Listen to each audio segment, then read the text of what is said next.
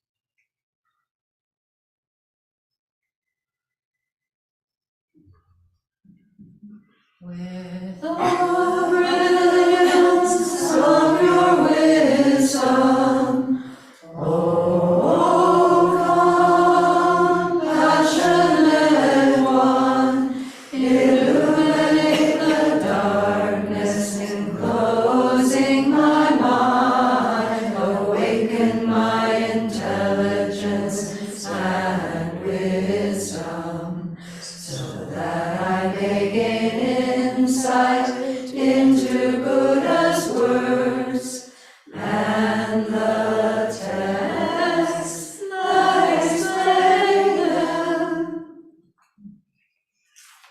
This ground anointed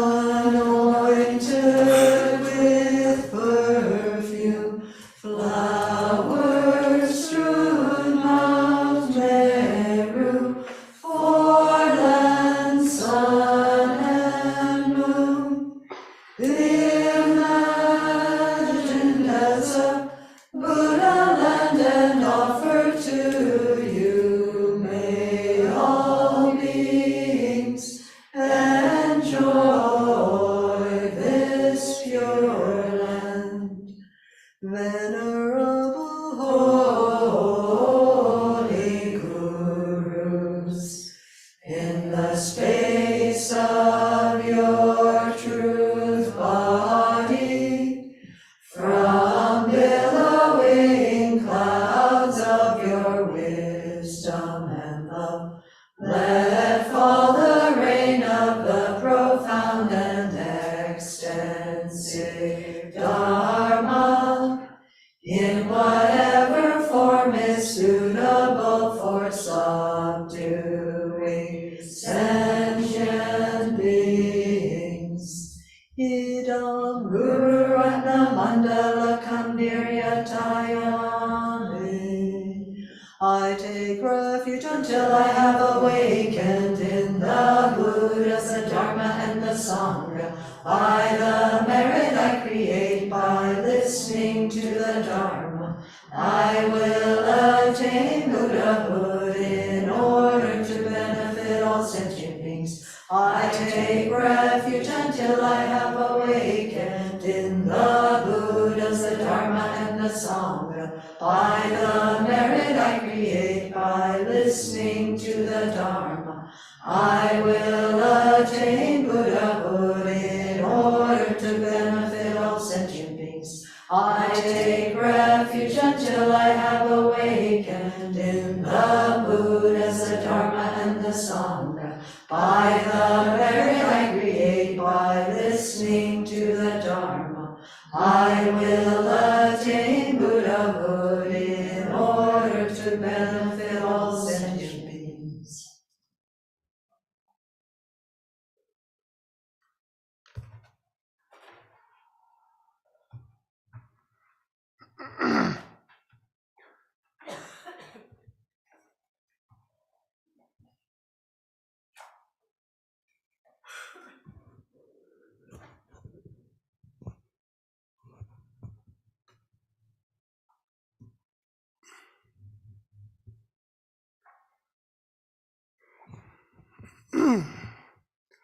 Good morning.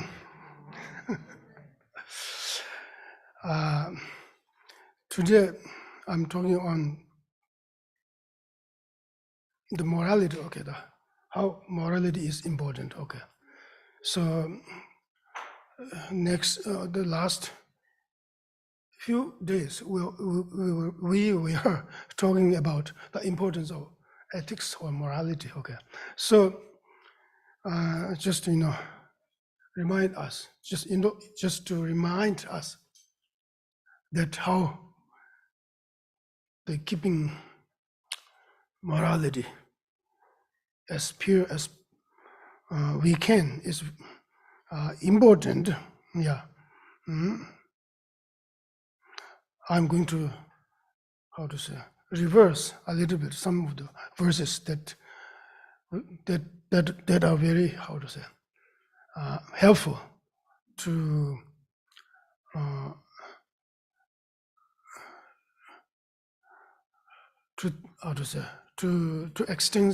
extensively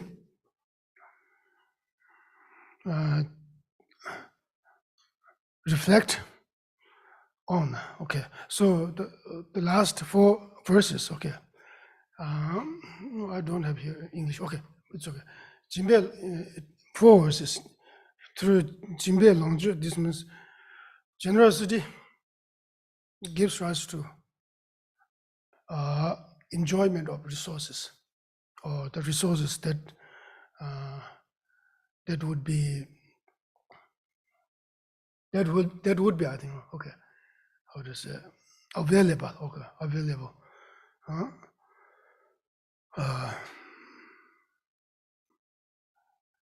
for oneself, um, to for oneself, I think for oneself, to be uh, to be resourceful, I think, enough in order to progress along the path to liberation. So uh, even though one has accumulated generosity, when one becomes so generous, if not keep one's morality pure, then there is a likelihood that one may be reborn in a lower realm, because of that, because of the immorality, or because of immorality, because of non-virtuous activities that how to say that flow freely without having being guarded properly. So so the first, verse is saying that the disadvantage of not keeping morality purely, so the disadvantage, the first verse showing is that the squandering, you are squandering, the fruit of generosity, if you do not keep morality pure, you would be squandering your the fruit of your generosity, even though you are so generous. That is the one. That is one meaning. One meaning, or the meaning that is described by the first verse. And then the I think this just short one. And then the second one, I think the second verse is showing that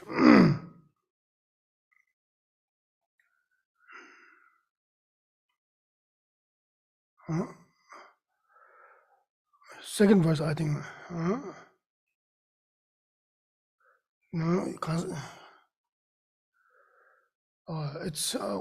it's very showing that if morality is not kept properly, if you let yourself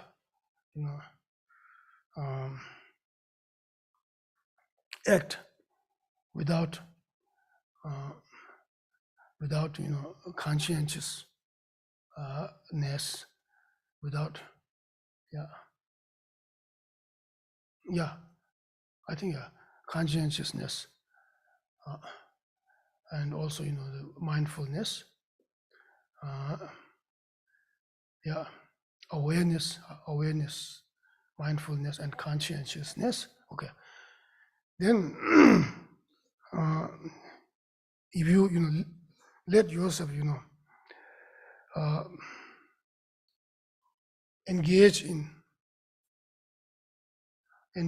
I think immoral bodily and immoral activities of body, speech, and mind, then once you are born in a lower realm, then it would be very hard for oneself to to regain, I think, to re-obtain conducive higher rebirth. So therefore,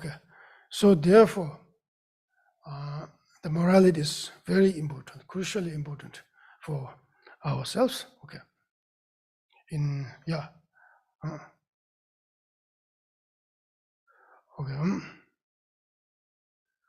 Okay.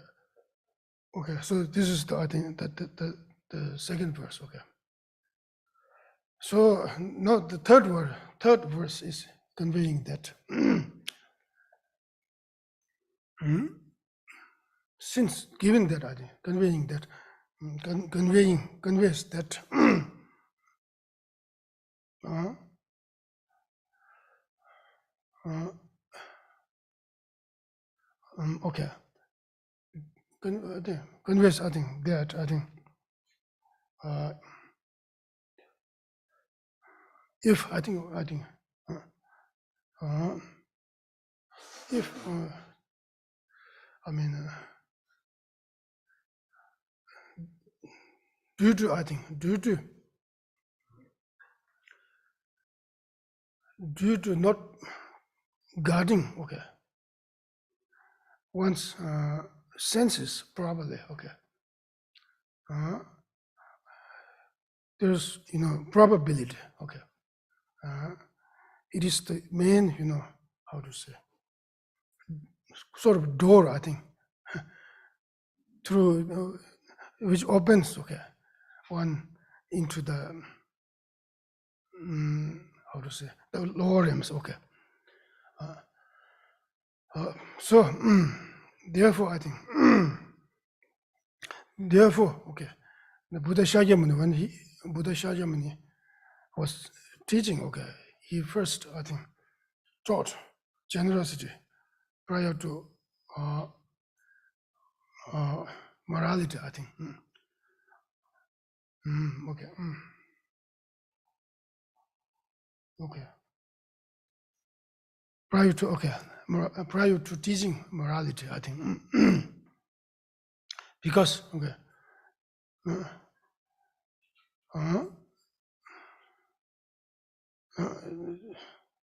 okay I think yeah the reason is quite clear I think I should say this that once I think if you do not I think practice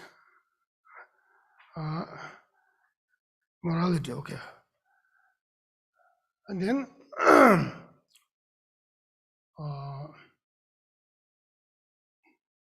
I think okay then you would be how to say yeah I think then you would I think accumulate a lot of non-virtuous activities okay that is the main thing okay thereby you will be reborn in lower realms and then okay that is the reason okay so therefore that is okay then therefore I think since I think so therefore I think I mean okay therefore I think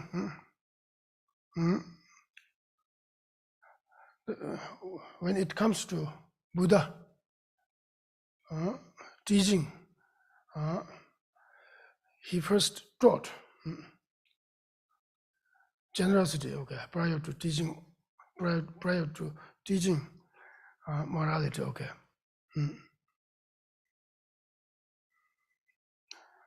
no I mean he taught I think I should say he taught morality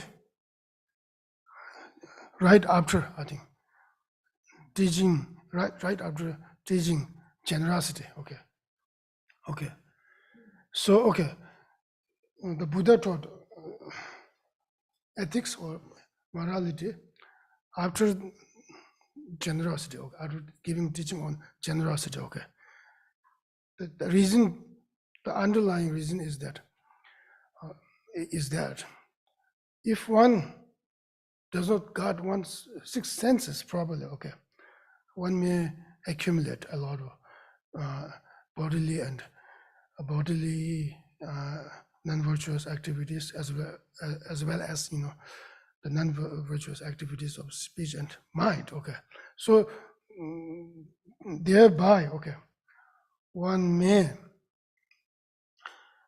be reborn in lower realms okay so So that is the case. Giving being that the case. Okay. Buddha taught morality after teaching generosity. Okay. So okay. Okay. And again, I think when we reflect upon why Buddha taught morality after teaching on generosity, okay, because the reason is that the reason is that once all the qualities of the generosity as well as other perfections develop from the basis of keeping morality pure, then all of these perfections would I think develop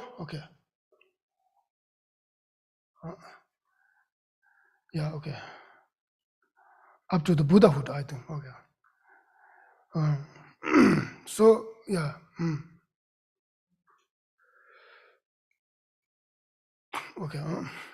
this is the I think the emphasis given by this third verse regarding how morality is important. Okay. So now the fourth one. Not only higher realms or countries of higher realms, but also the definite goodness that are also results of morality, the practice of morality. Okay, without having good foundation of practice of morality, there's no how to say continuous higher rebirths, as well as the achievement of Buddhahood and Nirvana. Okay, so therefore, given that the morality plays how to say essential role for bringing about countries of higher realms,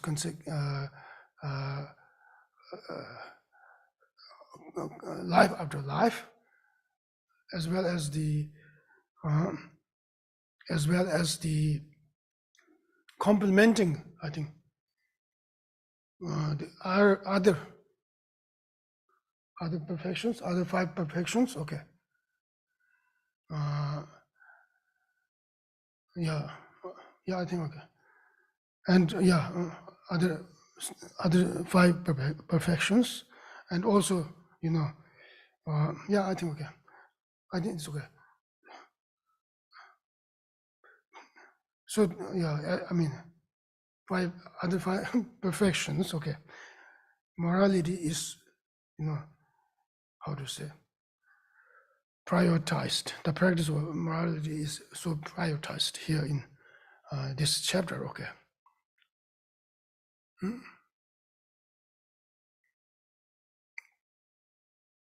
Okay. So I'm just going back to those four verses. Okay, just just summary. I mean, not all the meanings. What I said is not all the meanings. Okay, I think just the summary. Okay, so we need to keep all of this in mind. Okay, I think these are very important to keep in our mind. So okay. In order not to squander the result of generosity, one is to practice morality purely. Okay, this is the one thing, and I think that Okay, then, and in order to consummate, I think, other perfections, one needs to keep morality purely. Okay, this is the second reason. I think, okay, and also, okay, the one reason is that one needs to keep morality because in order not to reborn in, not to be reborn in lower realms, that is one thing, okay. And then in order to achieve constantly successive, I think, higher rebirths and definite goodness or the liberation from psychic existence, one needs to keep morality purely, okay. So those, for those 4 reasons, okay, we need to think about those 4 reasons, okay. And from those 4 reasons, we need to come to some sort of conclusion, or I mean the determination that I need to, keep morality very purely. That means I need to guard, I think, on any kind of non-virtuous activities, okay, as well as, proscribed activities, okay. Okay, and then I think, okay, yeah, and then, day or night, I think, whether you are on the cushion or whether you are off cushion, okay, it's very important to guard one's senses, okay, scrupulously. I mean, you need to watch over your mind, okay, and then your body and speech. And once there is, some kind of, once you see, okay, there's some kind of, once you see there's some, likelihood that you may engage in negative activities or non-virtuous activities, or the activities that are of, I think, proscribed action, okay. So it's very important, I think. So this is the actual, in reality life, I think, this is very important, okay. And then even though when we are talking about the bodhisattvas, very highly realized bodhisattvas, such as bodhisattvas who are on second ground. Now, just now we're talking about the bodhisattvas who are on second superior ground, okay. So all of them, can be whatever good qualities spoken in this chapter, all of them can be, how to say, taken as an object of your meditation, okay.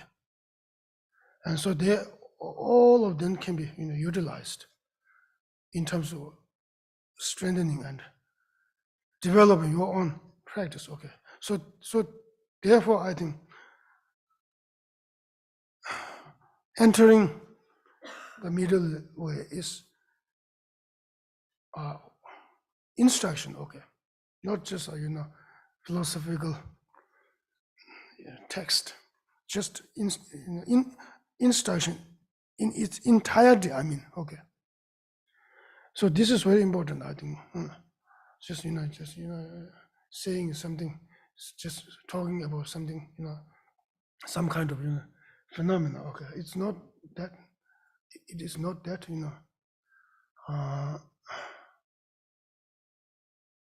cheap, I think. Cheap thing, okay. It's very expensive and very valuable, okay. So therefore, we are very cautious and we are very, how to say, mindful, okay, even with one line of the verse, okay, because if you miss something, okay, we miss, okay. it's not like poetry, okay? Okay. If you miss some lines in poem, okay, nobody will know, okay? There's no boundary or measure, I think. There's no measure that if you have this and this, it is full. If you miss this, it is incomplete. So there's no measure, okay? There's no such measure, okay, for poem, I think, poem, okay. But here, if you miss something, you really miss something, okay. So, okay, okay, so I'm just, okay. If I go this, okay, okay, I think I'm thinking more and more, then sometimes I lose my track, okay. I think little is good for now, I think. Yeah, just 4 verses, okay.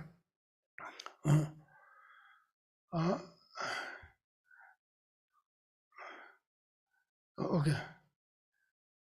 So as we talked earlier, okay, geje ngodu yongsu sewa means that is that term interest and capital themselves, okay. If you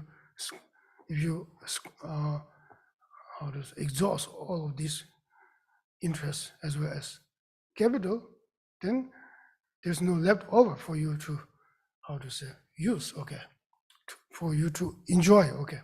So likewise, if you once you are thrown by yourself into lower realm, okay, then it will be very difficult. So it's very important to think about this, okay. And it also involves some reasonings in order to really, I think, in order really to go, okay, deep into it, okay. Okay, you need to do that. So therefore, Parmana is very important. Parmana and Madhyamaka should be conjoined, okay. And when you, when you study Madhyamaka, you need to have a good knowledge of Parmana. And there is some, many points where you need to, utilize the techniques provided in Parmana, okay. So, for instance, here when we talk about, this is just instruction, okay, talk about once you are thrown or once you, yeah, okay. Once you are reborn, once you are thrown, we can say, once you propelled yourself into lower realm, then it will be very difficult. Okay, so how it is possible that I can be reborn as a lower transmigrator? Okay, and also how is it possible that I can be reborn as a human being again and again? Okay, so these can be worked. This should be worked, okay, with the reasonings, okay, and the reasonings should be worked with, I think, valid science, okay. Valid science that must be qualified with 3 modes of reasoning. So if you once you are able to go through all of these process, okay, then you can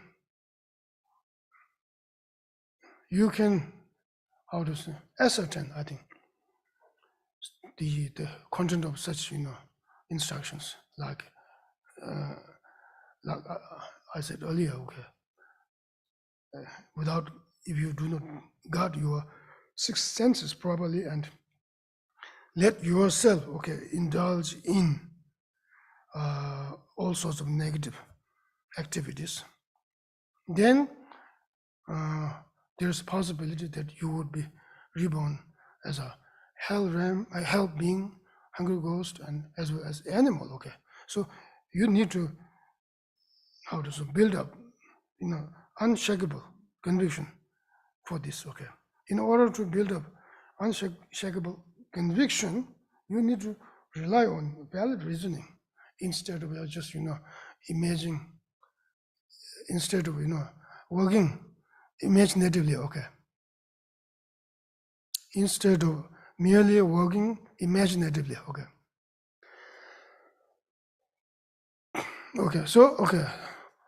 Now we would begin with this friend letter.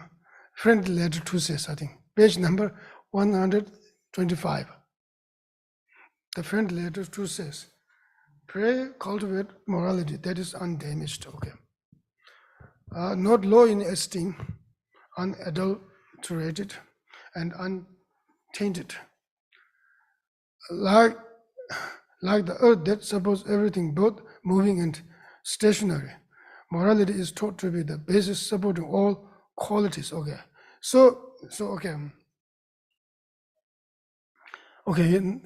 is the quotation from friend letter written by Nagarjuna. So here Nagarjuna is saying that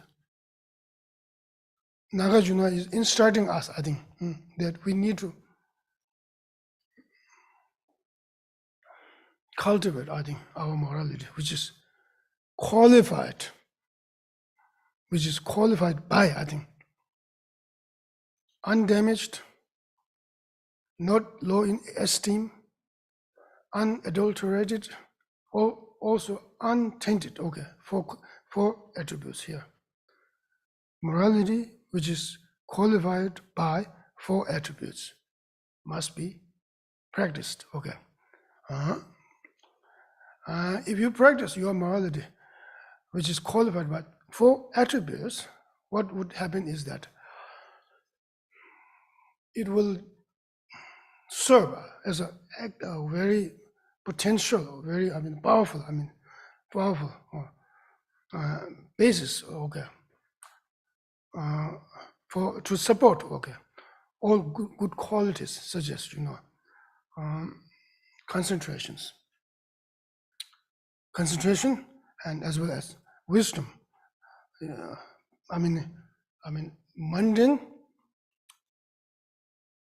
Mundane concentration as well as supermundane concentration, mundane wisdom as well as supermundane wisdom.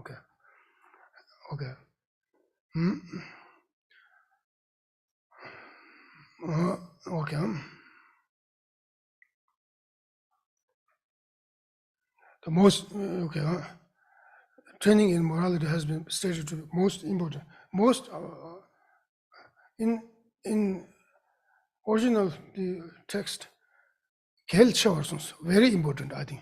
Thus, training in morality has been stated to be very important or essentially important. So here I think with regard to the 4 attributes of the morality, the undamaged here means that the moral practice, in the sense the person hasn't transgressed. The practitioner hasn't transgressed even a single precept. That is it has 2 meanings. Both of them are equally right. So I would say the first meaning, not having transgressed even a single precept. The morality, which is not the morality of the person, I think, who has not transgressed even a single precept, is the first one, undamaged. Manyam in Tibetan. And then not low in esteem refers to not having infringed multiple ethical rules or ethical codes of conduct. That is the second. Not low in esteem, okay, is meaning. Then the third one, unadulterated, here refers to not being mixed with non-virtuous conception. Not being mixed with non-virtuous conception, which again means that it is not motivated by some sort of non-virtuous conception. Okay, and then the fourth one, untainted, here means not being dedicated just to the some sort of cycle existent enjoyment or perfection. Yeah, okay. Yeah, okay. So another meaning is, I think, very this verse, this four attributes could be meant also in another way, just very very similar to the one verse from Abbey in fourth chapter, I think, fourth chapter of Abbey.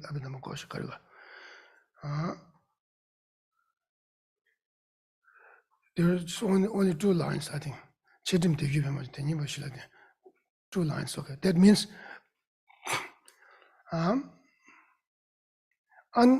in this case, okay, in this case, undamaged means not being touched by immorality.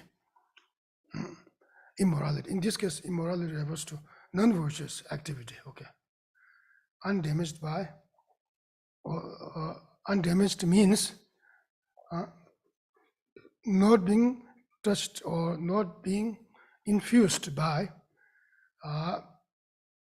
any kind of non-virtuous activity. Okay.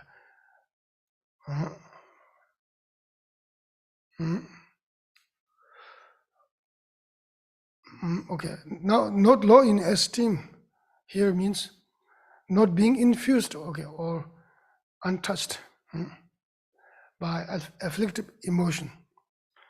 The afflictive emotion, that is the cause of immorality, okay. The cause of immorality, the afflictive emotion, okay. Not being, I should say, not low in esteem means not being infused with afflictive emotion, okay. That is the cause of immorality, okay. And then third one, unadulterated, means that unadulterated here means that supported by the application of antidotes of afflictive emotions. Okay, supported or complemented by the application of antidotes of afflictive emotions, such as meditation on loving kindness, meditation on foulness, I think.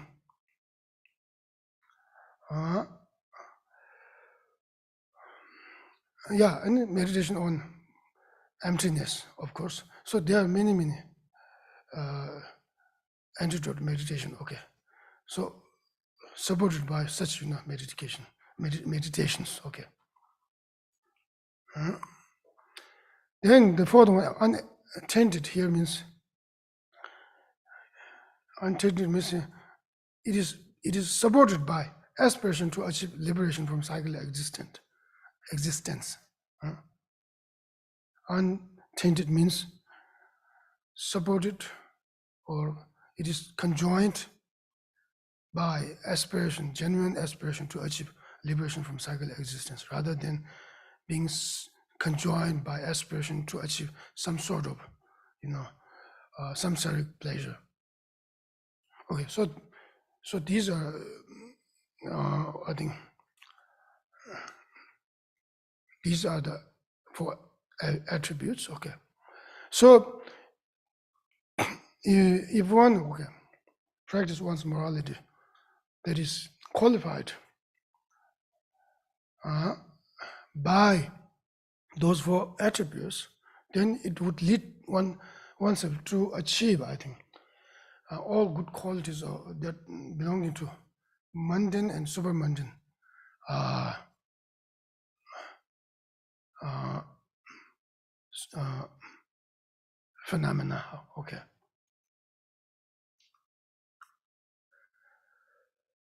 Oh yeah. Okay. So again, this is also talking about this. Nagarjuna's verse is talking about the importance of morality. Okay. Okay. So therefore, morality is very important. Okay.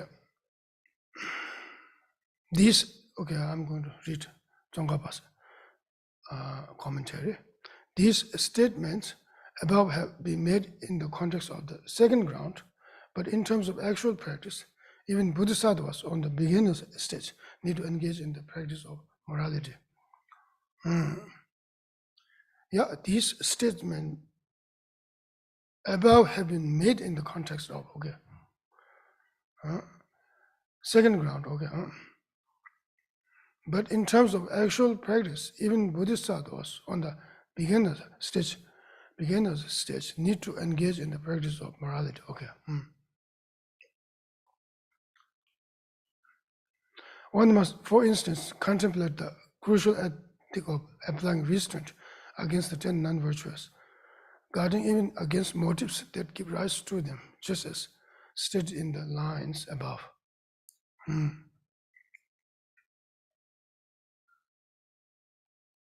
Okay. Okay. Oh yeah.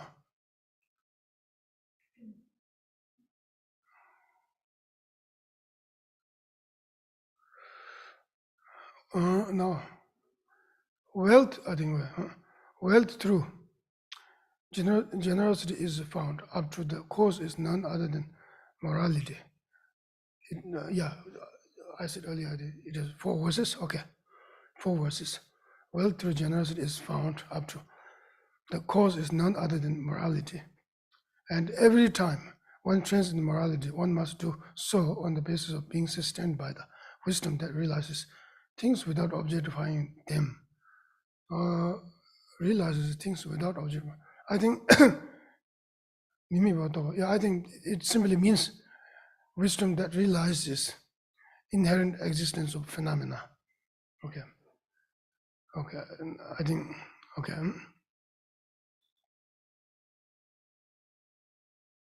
So, okay.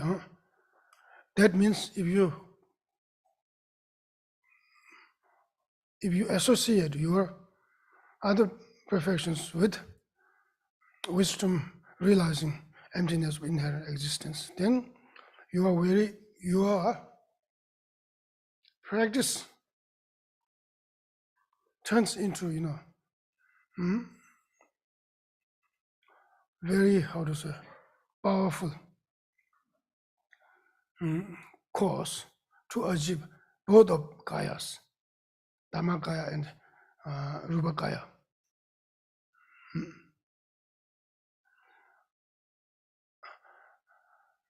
Otherwise, I think if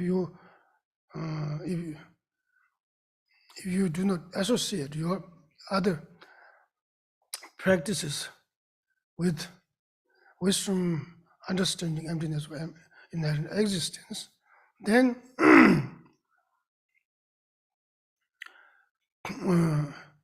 then I think, okay, those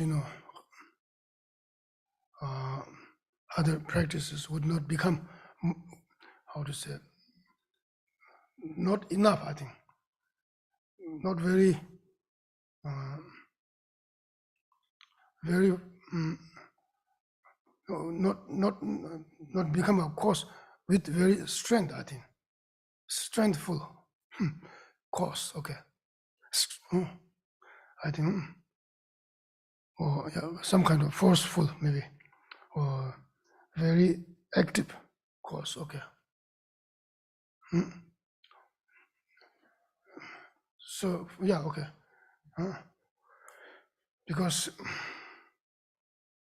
once you achieve Rupakaya, you must achieve Dharmakaya. Without achieving Dharmakaya, there's no Rupakaya, okay? So therefore, when you practice generosity, ethics, patience, effort, concentration, all of them must be conjoined with wisdom, understanding, emptiness of inherent existence. Okay.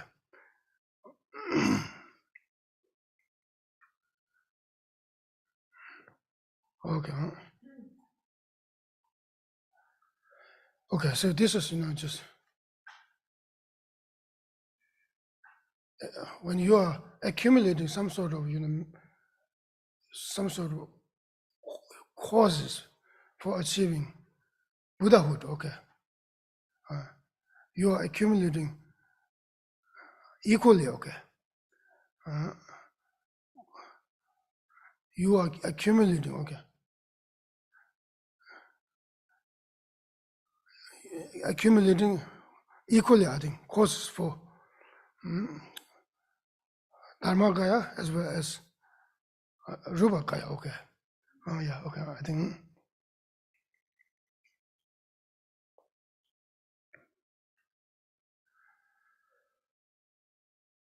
Okay. So yeah, if your practice is not conjoined with wisdom, understanding, emptiness of inherent existence, then you only just create a course, which is only capable, okay, of bringing about Rupakaya, okay. But that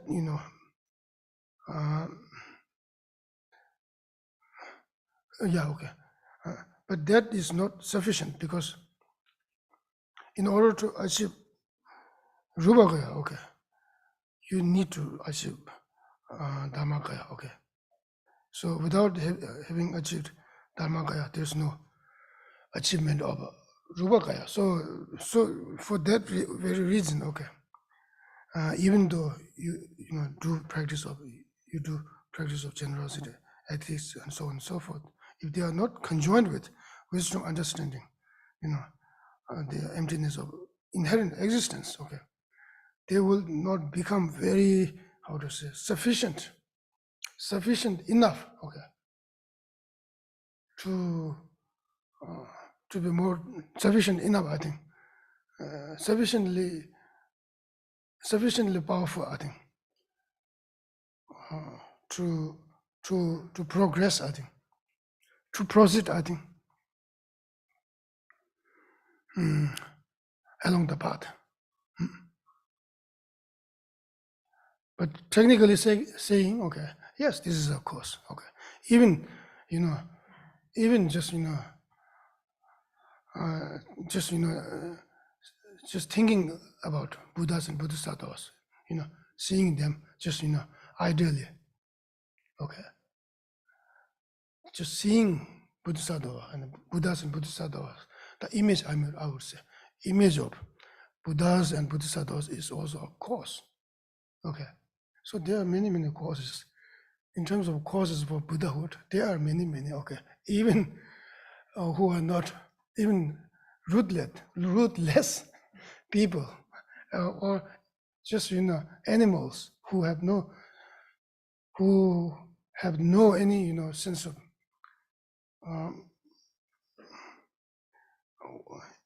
of things as to causes, and conditions, I think.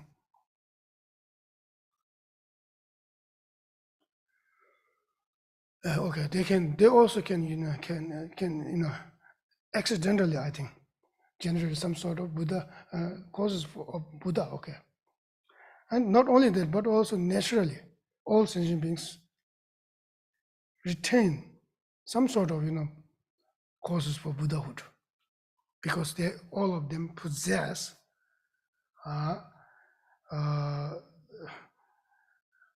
Gengyug is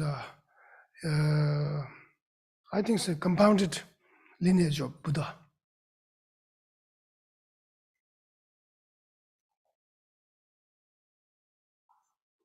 Okay.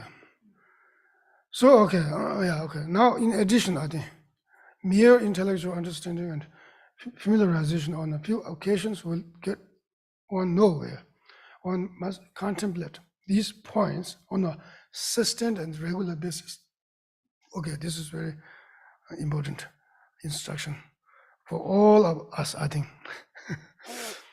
So yeah, it's if just one drop or two drops of the syrup. I think if you pour one drop or two drops of syrup into a bitter, how to say, flavored tree, okay, or the piece of tree, okay, that piece of tree would not become sweet instantly, okay. Likewise, I think it is very important for us to familiarize ourselves with those, antidotes of negative emotions, antidotes of self-cherishing. So, and I mean the skillful means and wisdom, both. Okay. Okay. Okay. Now, if one cultivates the familiarity on a sustained and regular basis, so very good. Then the time will come when one's mind engages this with a natural ease. Okay. Even the practice of the Bodhisattva deeds, which when one first hears of or tries to engage in, may make one disheartened. And even those deeds that our teacher, the Buddha, teacher here means Buddha, once was not able to put into actual practice for a long time. Okay, so the familiarity is very important. Okay, if you familiarize with this, then okay, it will get easier and and finally, I think eventually you will practice those difficult. You can practice or you can engage in those difficult practices with ease. Okay. Then there's maybe a question. Okay. However, our pain, okay, physical pain, okay, if you familiarize with your physical pain, will it become? I mean, through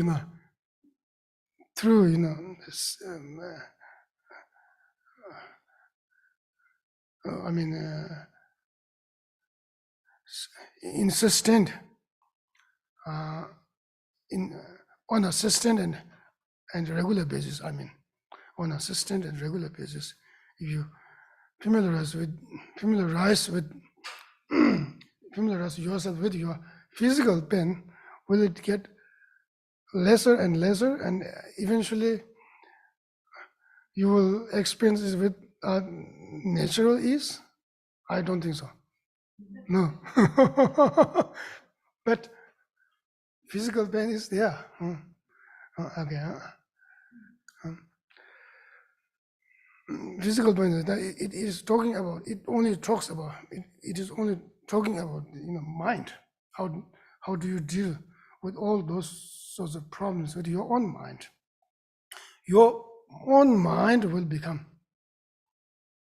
very how to say.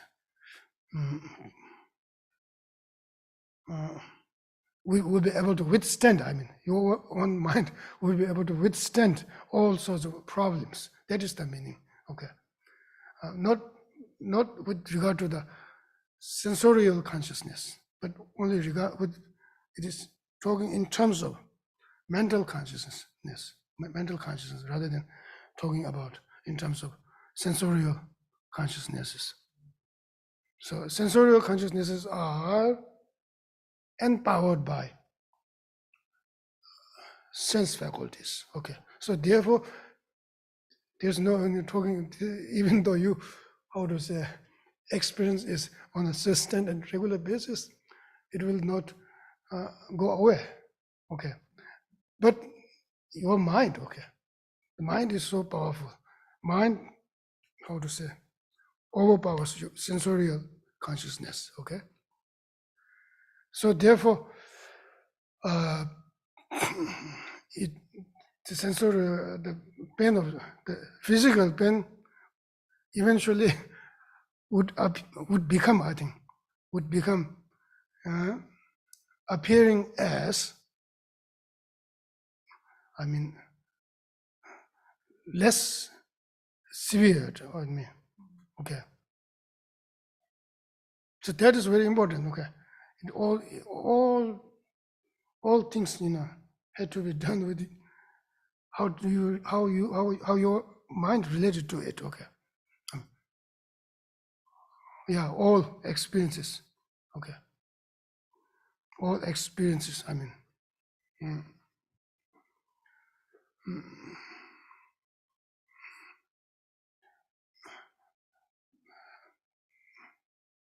I think all experiences is, I think, all experiences, okay. I think, okay.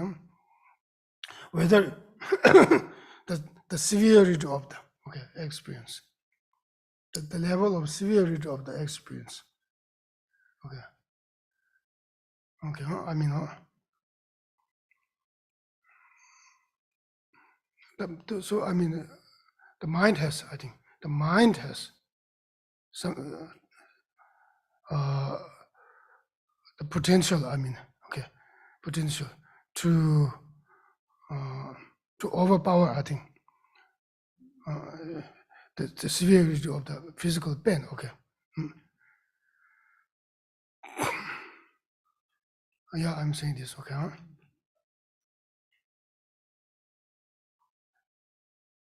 Normally, with untrained mind, okay, if there's some kind of physical pain,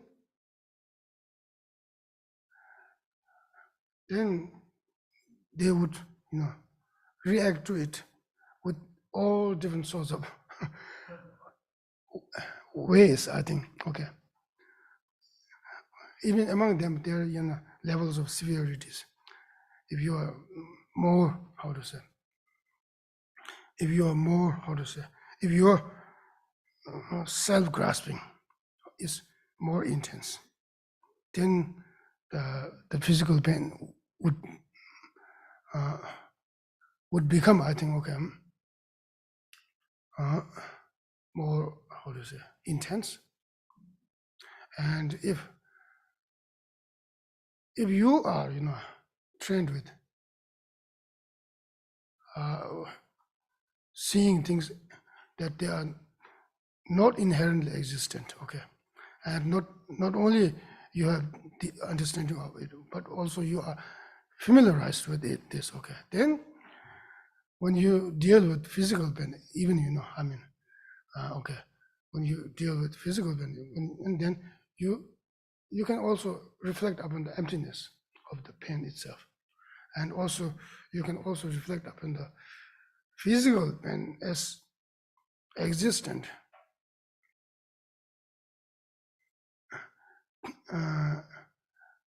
as a, as an image in the mirror. Okay, so that tremendously calms your mind. Okay, calms your mind. Even though the physical pain is so severe, your mind can remain calm. Okay, so this is I'm talking. I mean, so why we talk about six consciousnesses? Why we talk about the empowering consciousness? The empowering conditions, and then immediately preceding conditions, and also the object condition. Okay, why we talk about this? We have purpose, okay, for talking about this. We have special purpose for knowing this, okay. Otherwise, just it would be, just mere intellectual expansion, okay. Okay, so therefore, it is very much to do with, to reduce your own suffering. Okay. Yeah, so here, this is here, okay, when we talk, if one cultivates familiarity on a sustained and regular basis, then the time will come when one's mind engages these with the natural is. Okay, natural is, okay. Natural is, okay. Yes, even with, physical pain, you can say, yes, it takes time. It takes a lot of training, okay. Natural pain, yeah, yes. But physical pain is there, yes, but physical pain was overpowered by your mind. So therefore, it seems that it is there, okay, but it is not like that. It is there. It seems it is there, but it is not really there, okay, something like that.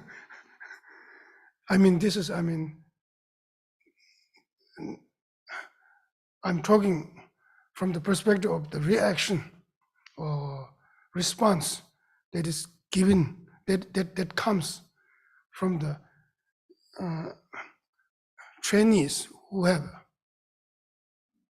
trained, okay, in wisdom, realizing emptiness of inherent existence, okay. Now, okay.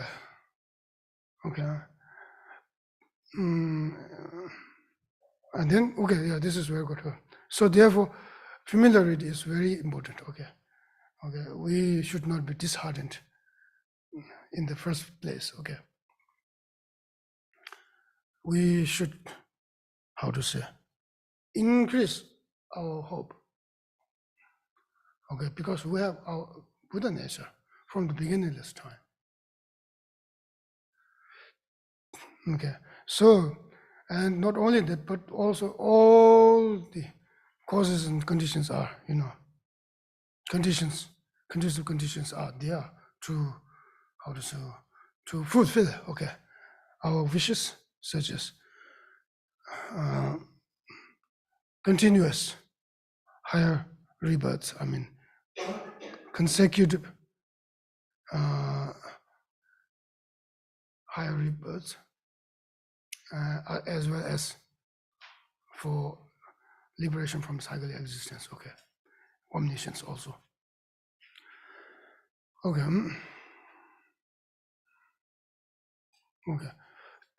okay, yeah, okay. So, yeah, okay. Here, especially saying this.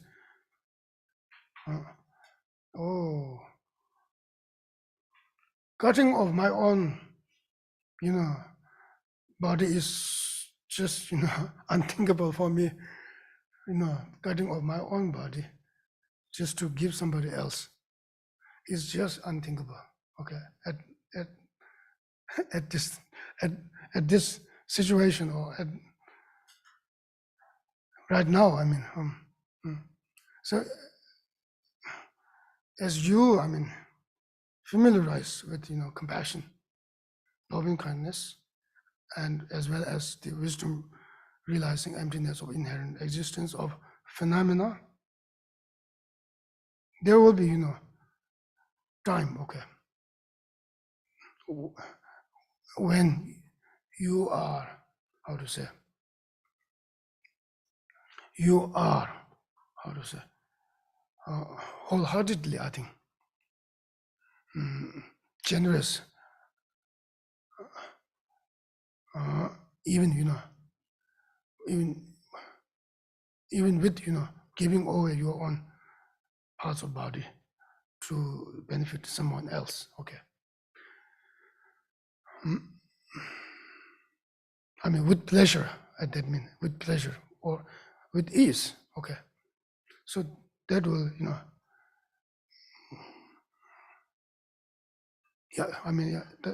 okay. That is saying here, okay. It is said here, okay. That is what here pointed out. Now, the best to the one with infinite qualities states. Even just hearing about this causes this. Even just hearing about this causes beings great distress. Those deeds that even you did not engage in for a long time, through familiarity in time, these deeds came to you naturally. Thus, these qualities are hard to enhance without utter familiarity. Okay, now so this is okay. Already understood, I think. Now the third heading division is that an analogy for how the Bodhisattva doesn't mix with force opposing morality. Just the root text reads, just as the ocean and our corpse do not remain together, and just as good fortune and calamity do not keep company. Likewise, the great ones who are governed by morality do not wish for the company of immorality. Now, Tsongkhapa's commentary. Just as the great ocean, because the obsessively clean naga serpents live there. Okay, just as the great ocean, because the obsessively clean naga serpents live there. Okay, casts ashore by its tides all the corpses, and does not remain together with the carcasses. Okay, and just as the perfect factors of good fortune do not keep company with lady black ear or nose. I don't. Maybe nose or here in this case, it's okay. I think it's not big deal. Just in a yes. It's very old example. fifth century example. It's okay.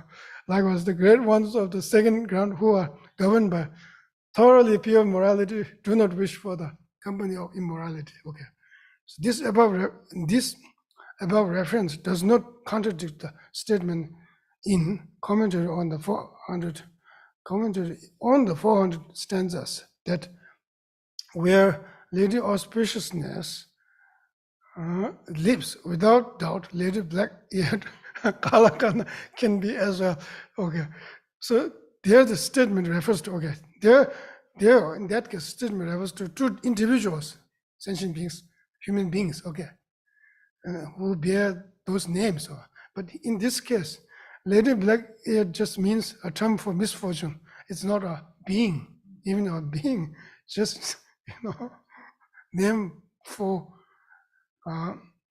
misfortune. Okay, is a term. Okay, so misfortune and good fortune are not the perfect factor. The perfect factor. I mean, here, the perfect factors of good fortune do not keep company with misfortune, or in this case, immorality. Okay, it simply means that morality, pure morality or perfect morality in the continuum of Bodhisattva on the second ground does not keep company with immorality, or does not associate itself with immorality. It just means it is not touched by immorality, or it is not influenced, or it is not,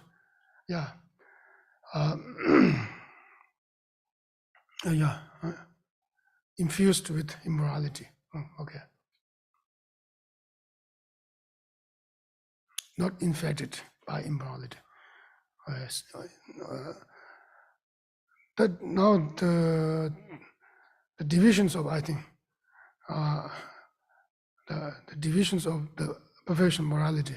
Okay, the fourth one. Okay, the fourth heading, or the fourth division. This is the fourth division. The divisions of the perfection of morality. Okay, so with respect to the division of perfection of morality, there are two. The one is mundane perfection of morality, and the other one is supermundane perfection of morality. Okay, so we distinguish them.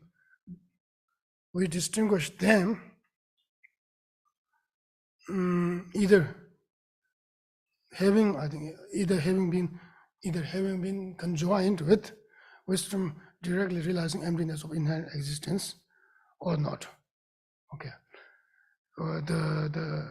With respect to the perfection of morality, I mean, mundane perfection of morality, the mundane perfection of morality is defined as perfection of morality which is not associated or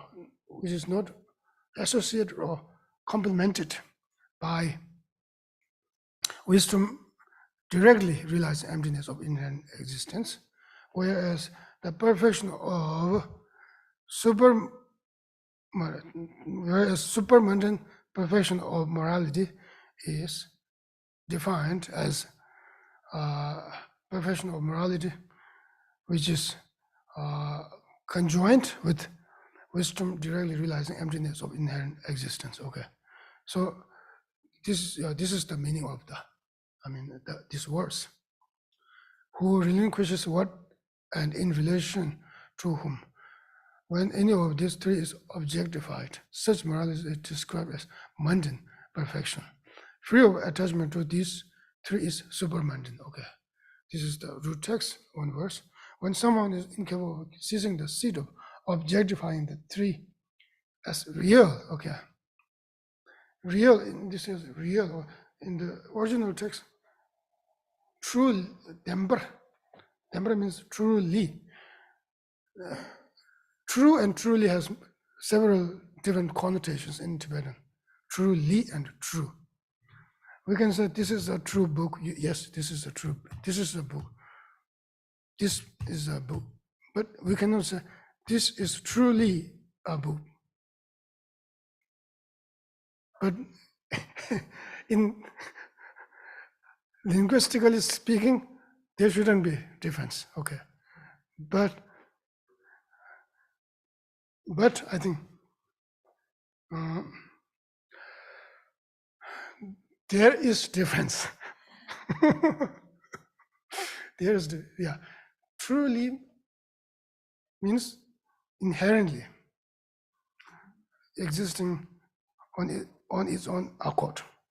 Nothing exists from its own accord. Okay.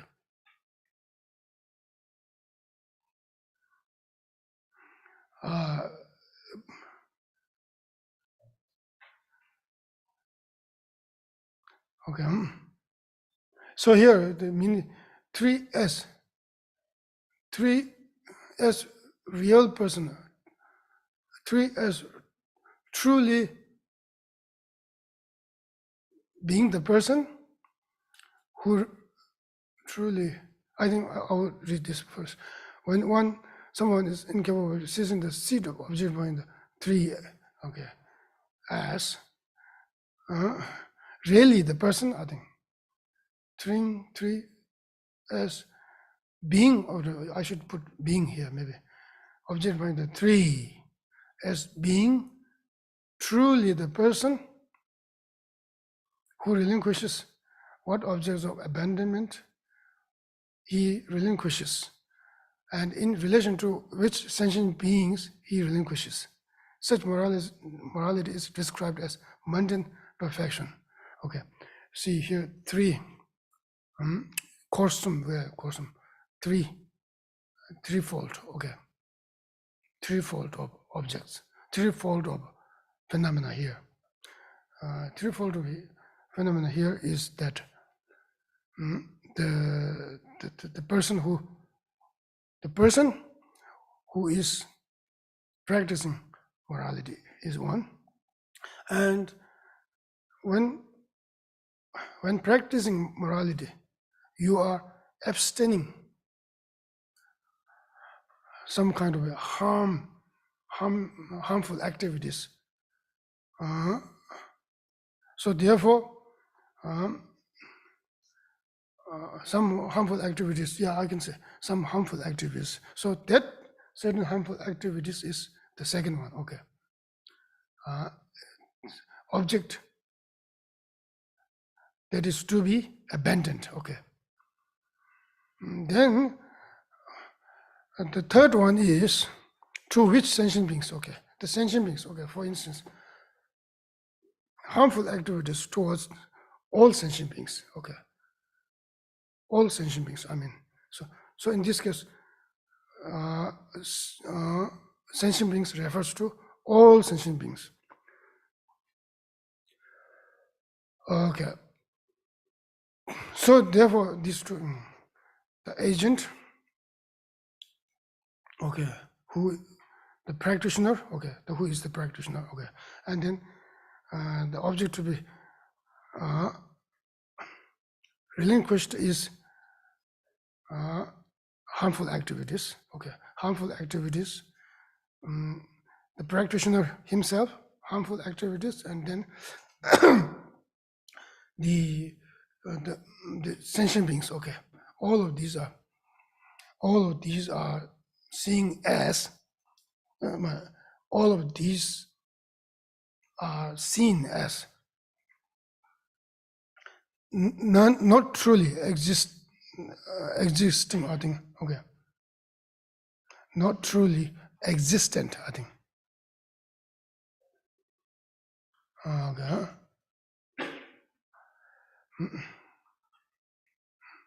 Okay. Morality is just okay.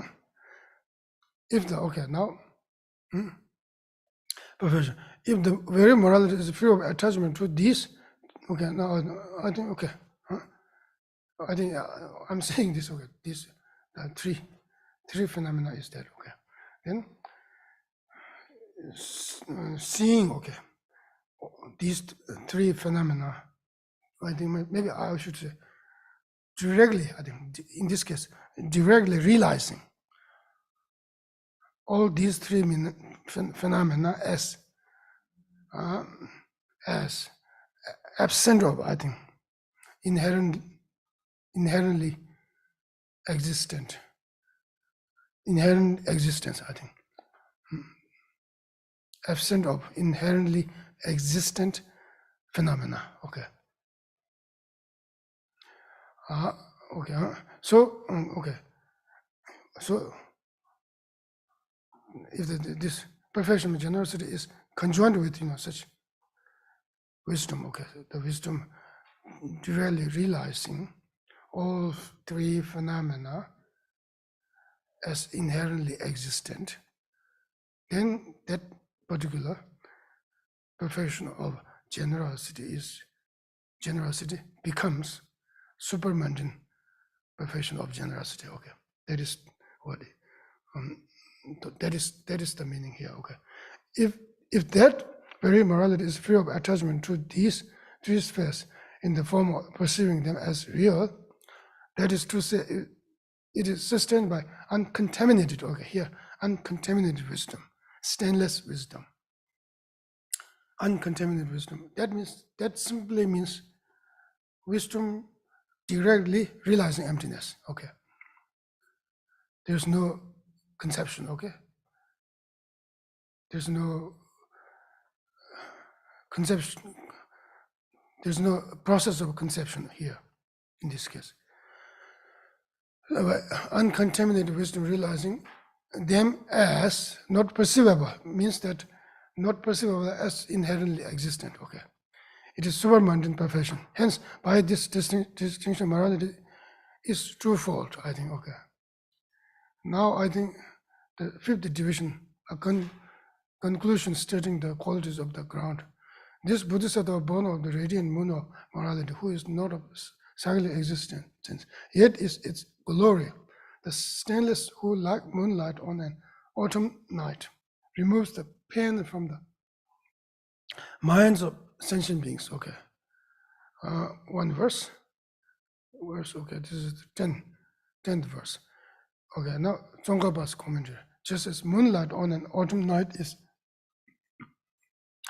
just roughly speaking, normally, technically speaking, there's no moonlight. Okay. Yes, moonlight. Moonlight. Is there moonlight? Normally we say moonlight, okay. So we just assume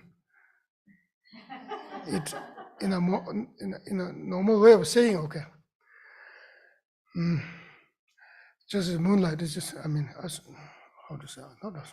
I think, yeah, just normal way. I think normally people would say this, okay. So we just do not,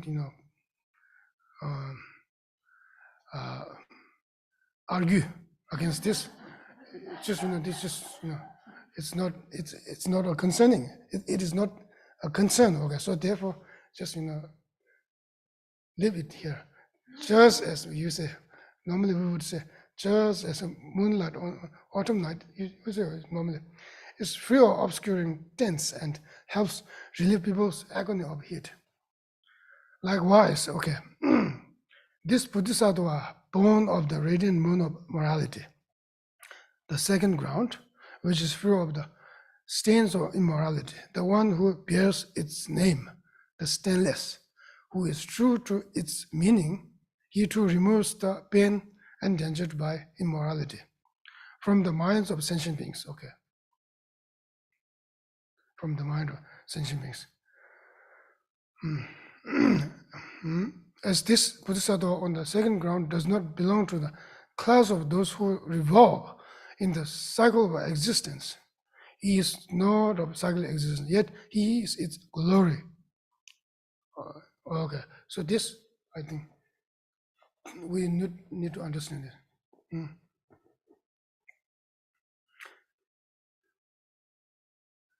Okay, he is pure. Okay, first, what is saying this? The Buddhas born of radiant moon of morality, who is not of cyclic existence, it's clear. The stainless who like moonlight on the autumn night, the last two lines, I think. The stainless who like moonlight on an autumn night removes the pain from the minds of sentient beings. It has two activities, okay. Stainless path does two activities.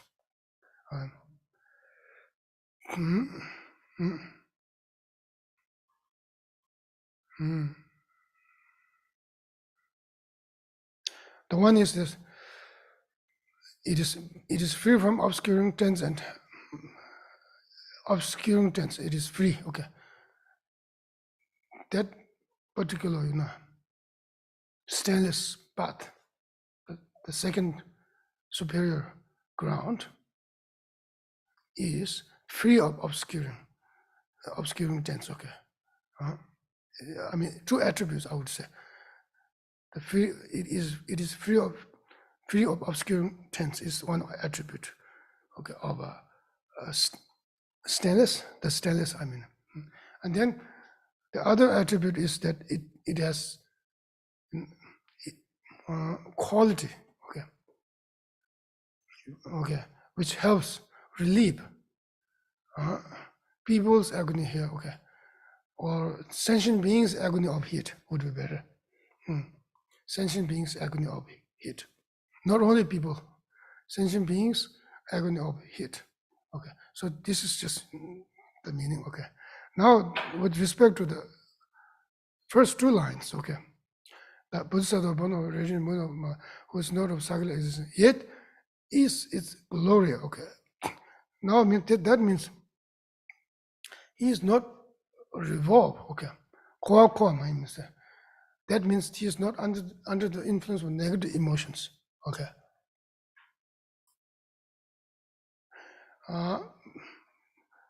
He is not he is no longer under the emotion of negative, under the influence of negative emotions. Therefore, he would not transmigrate, okay, into cyclic existence by the power of negative, by the power of afflicted emotions and contaminated actions, okay. So therefore, he is said to have not revolved, okay, to be not revolving, okay, in the cycle of existence, okay. Yet he is, the glory of cyclic existence. That means glory of cyclic existence means that he remains in the cyclic existence. Okay, he takes rebirth in cyclic existence by his own wishes. Okay, by his own will. I mean, and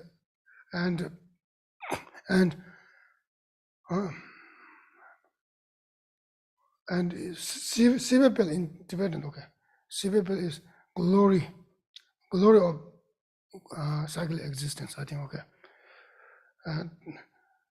the glory of cyclic existence here means that here. Okay, all perfect here, but all perfect qualities follow for such a bodhisattva. That is the meaning. Okay, all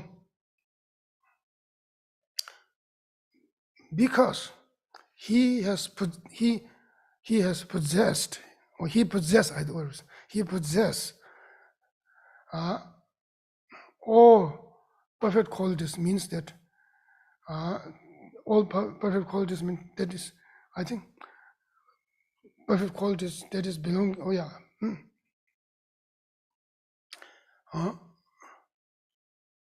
I think that is how to say. That is in common. I think that is the perfect qualities that are in common with cyclic existence as well as nirvana.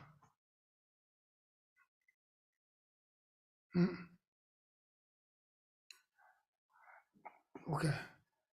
All perfect qualities here refers to two different qualities. Okay. The one belonging in, I would say, or one belonging in cyclic existence, and then the other one belonging in the nirvana or the liberation from cyclic existence. Okay. So all good qualities belonging in two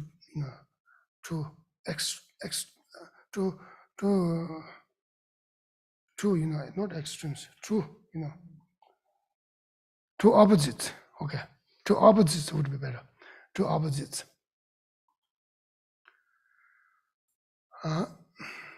Okay.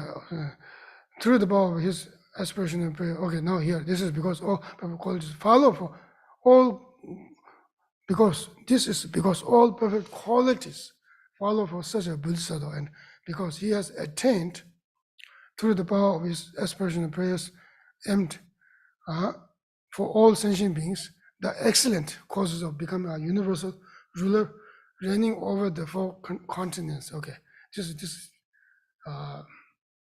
okay. Just an example, okay, to clarify the real meaning. Okay, so this then concludes a thorough exposition of the second ground of the ultimate awakening mind from illuminating the intent. Okay, now we have completed the second chapter. I think we stop here.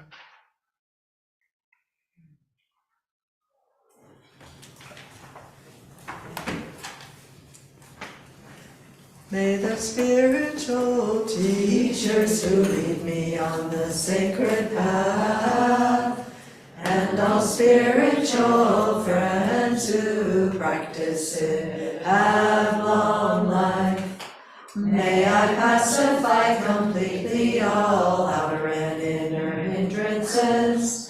Grant such inspiration, I pray. May the lives of the venerable spiritual mentors be stable, and their virtuous actions spread in the 10 directions. May the light of wholesome teachings dispelling the darkness of the beings in the three worlds always increase. Idam Guru Ratna Mandalakam Niryatayame. Due to this merit, may we soon attain the awakened state of Guru Buddha, that we may be able to liberate all sentient beings from their suffering. May the precious Bodhi mind, not yet born, arise and grow. May the born have no decline, but increase forevermore. In the snowy mountain pure land, you're the source of good and happiness.